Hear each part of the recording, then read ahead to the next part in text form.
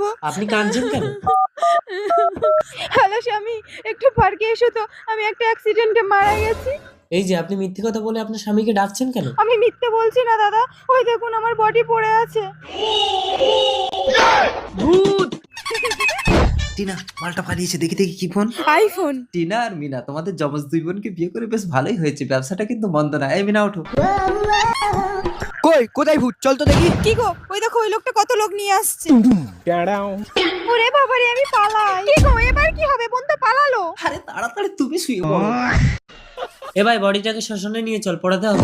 না না, আমি মরিনি। না রে ভাই, ও ভূত, মিথ্যে কথা বলছে কথা। না না, ও ভূত না, মরেনি। ওরা যমজ দুই বোন মোবাইল চুরি করার জন্য একজন মরার নাটক করে এখানে শুয়েছিল। এই না তোমার মোবাইল, চলো।